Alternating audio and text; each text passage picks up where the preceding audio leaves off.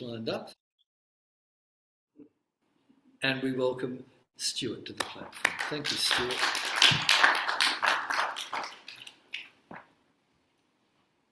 Thank you so much. Reverend Bill, could I ask you to maybe play Surely the Presence? Just want to sing a little bit of that. Sure. Just one verse. So, yeah, just kind of rubato.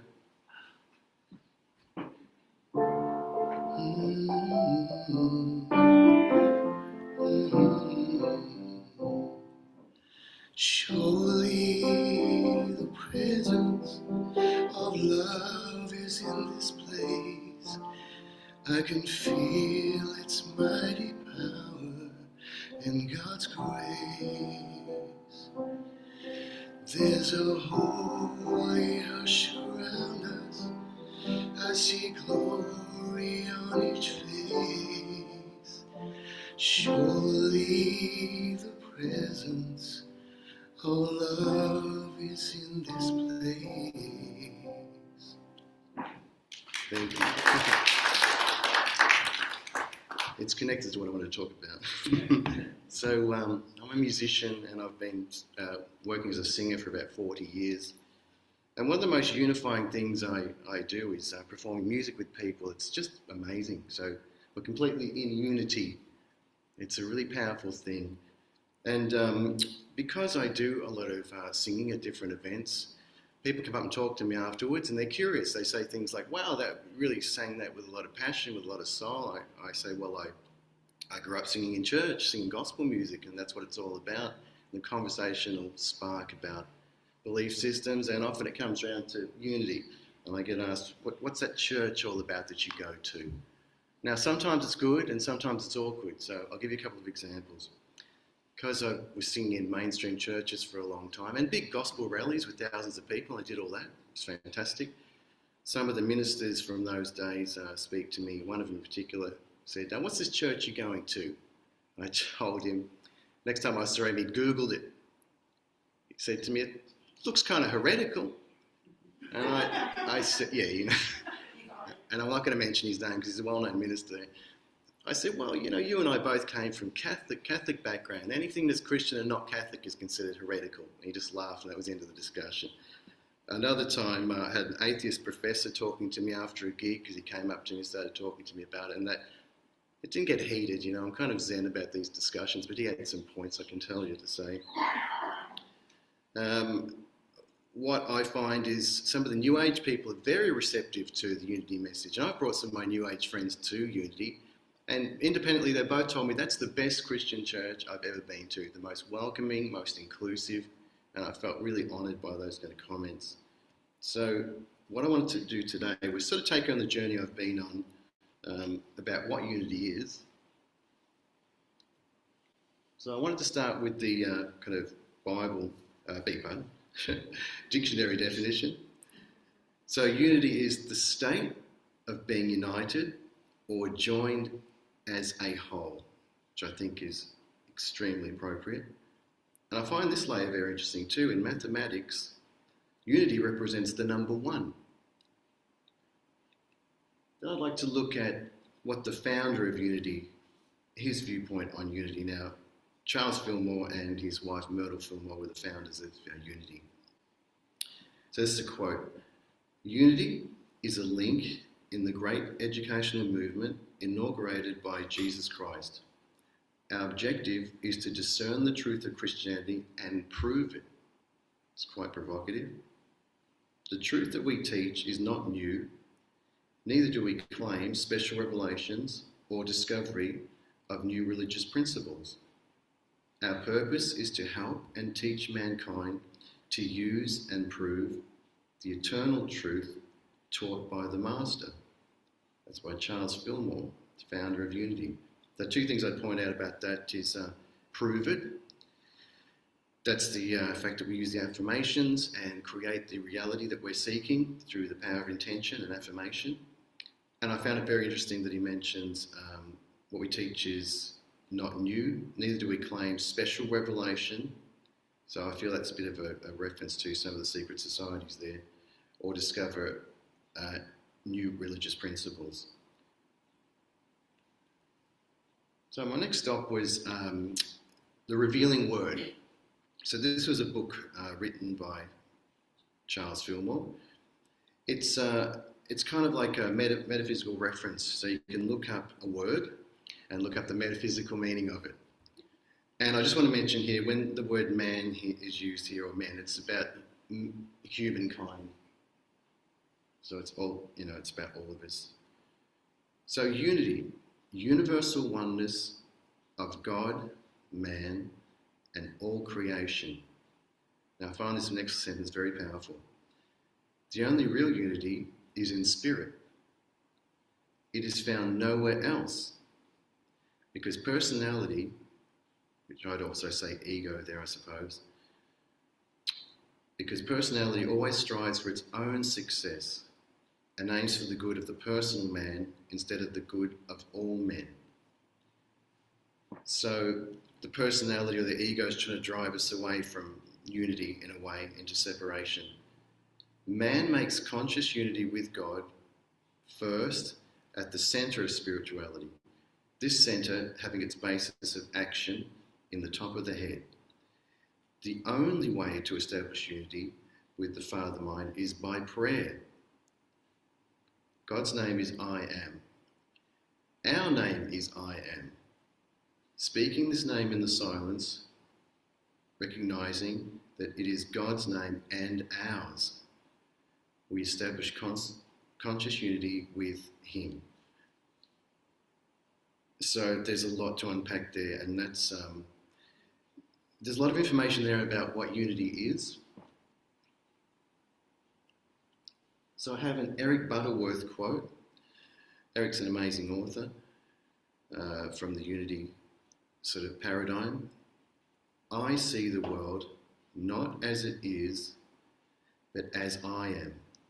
And I am in spiritual unity with God. Now these are powerful concepts.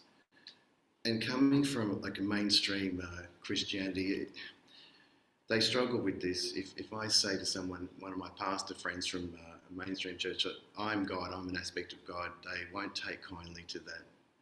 But ironically, that's the same issue that they had with Jesus, because Jesus was saying, I and the Father are one.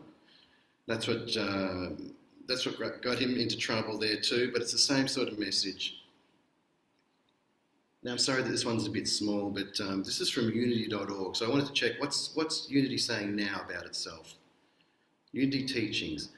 Whether you have a strong spiritual foundation or just at the beginning of your spiritual journey, or do not believe in God at all, Unity offers spiritual insights and guidance for all people.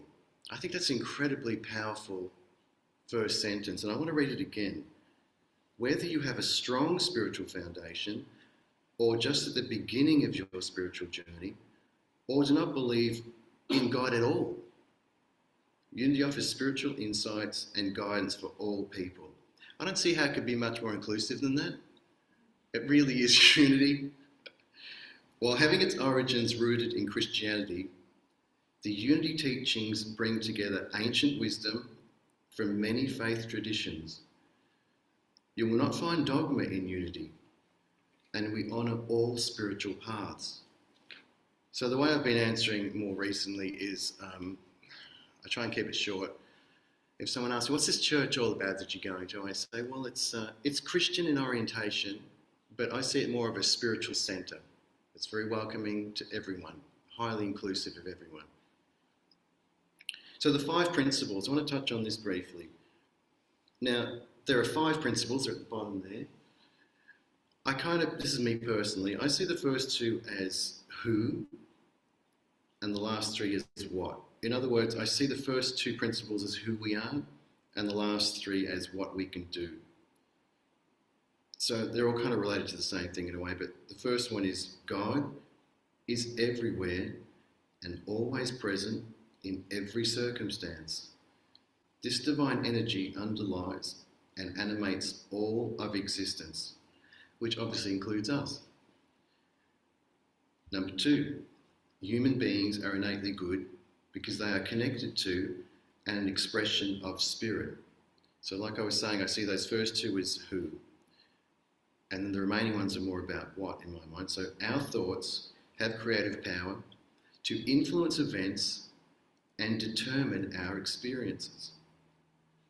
Prayer and meditation connect and align us to our spiritual nature and to God. There's prayer again. It is not enough to understand spiritual teachings.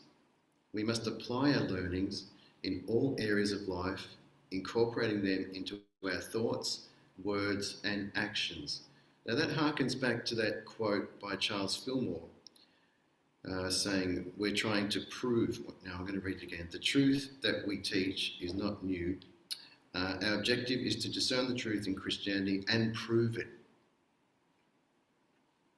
So I see that related to those 5 principles. Now, if you were wanting to understand about unity, you might go on Google, and probably the first thing you're going to see is an AI interpretation of.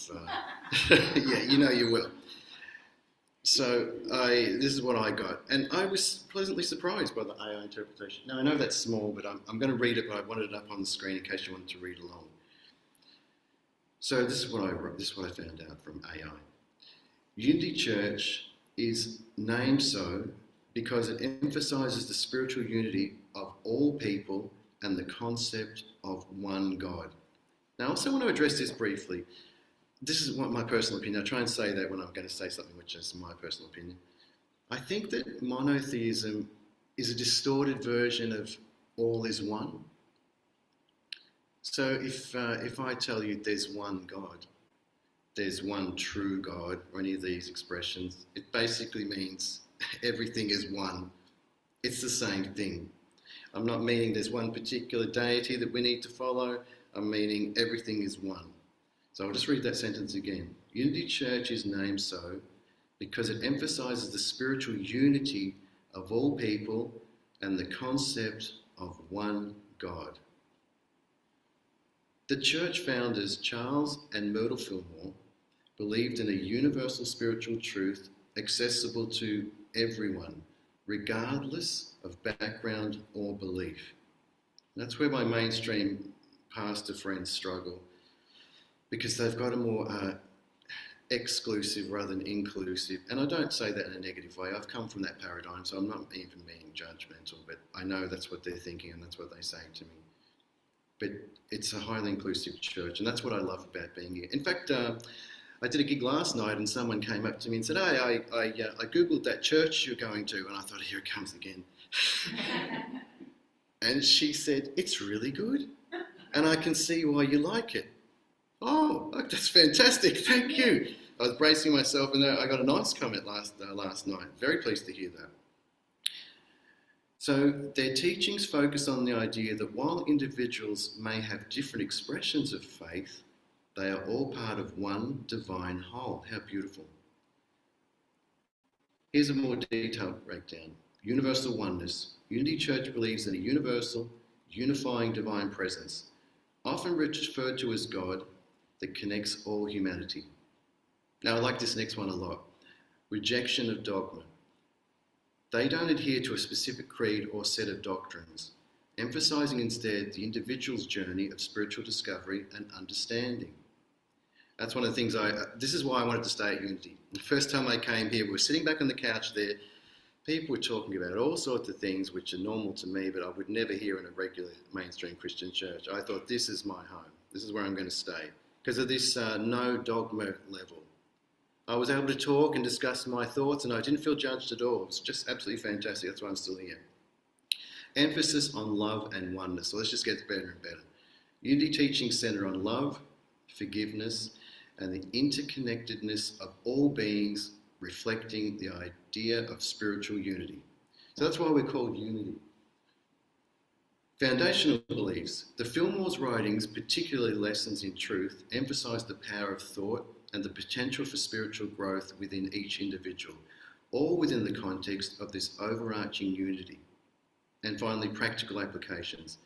The emphasis on unity translates into a welcoming and inclusive approach, embracing people from diverse backgrounds and beliefs. So tell me this isn't a good church, Reverend Bill. I'm going to read that last one again. Practical application. This emphasis on unity translates into a welcoming and inclusive approach, embracing people from diverse backgrounds and beliefs. Okay, I'll just quickly touch on Buddhism here, which I really like a lot. Here's a quote from Buddha. Once you are able to look at another being and see no difference at all, there is no need for harmony, for here there is only oneness.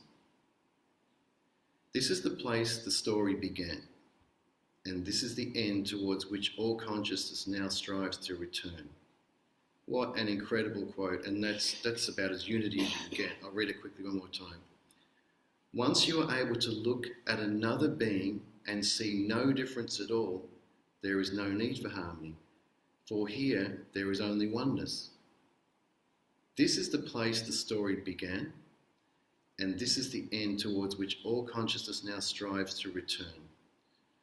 There are three parables which Jesus talks about the lost parable. So there's the lost coin, there's the lost son, which is the prodigal son, and there's the lost sheep. And in all three stories, Jesus is trying to tell us you came from a hole, you separated yourself for a while, but you actually belong back here in the whole, in the unity. In fact, you never really left the unity. So when the son leaves the family and says, I want to go off and have my own experiences, he's still part of the family, even though he goes off, has his own experiences, and then comes back. So my favourite, Jesus, this is from one of the parables he tells. Truly I tell you, whatever you did for one of the least of these brothers and sisters of mine, you did for me. So, of course, he was fully conscious of the fact that all is one, and making it about as clear as you can get there. Truly I tell you, whatever you did for one of the least of these brothers and sisters of mine, you did for me. Absolutely beautiful. Now, here's the point I'm going to finish on. One of the discussions I had after one, this happens regularly. I tell you, I'm not seeking these conversations out. They come to me. People, they'll come up and they'll say, "Oh, you're a reverend or starting to be a reverend." I'm like, "That's right, yeah." And so last weekend, someone got quite upset with me. They kind of went on a bit of a rant, and by the end, they were like, "And I don't like people telling me what to do or what to believe." I had to say to the guy, "Listen, you came to me to talk about this. I'm not pushing anything on you." And he apologised to me, but I can see it's kind of triggering for some people. But one of the people at the week before talked to me about, I'm an atheist, however, I follow the golden rule. Now, I really like the golden rule. What the golden rule is do unto others as you would have them do to you. Which, of course, if you're from a Christian background, you'll recognise that. But it's actually in a lot of different belief systems. And I would assert that is because there have been many people in the past who have realised and understood that we're all one. So I've got a bit of time. I'll read through a couple of these. Christianity. In everything, do to others as you would have them do to you. For this is the law and the prophets. Sikhism. I am a stranger to no one, and no one is a stranger to me. Indeed, I am a friend to all. Islam, not one of you truly believes until you wish for others what you wish for yourself. Zoroastrianism, do not do unto others whatever is injurious to yourself. Hinduism, this is the sum of duty. Do not do to others what would cause pain if done to you. Buddhism, treat others in ways that you yourself would, treat not others in ways that you yourself would find hurtful. Judaism, what is hateful to you, do not do to your neighbour. This is the whole Torah. All the rest is commentary. Jainism, one should treat all creatures in the world as one would like to be treated. And Taoism, regard your neighbour's gain as your own gain, and your neighbour's loss as your own loss. Now, I think I just finished by saying, I think that's a simple way to express that we're all one. So what you're doing to others, you're doing to yourself. Thank you so much.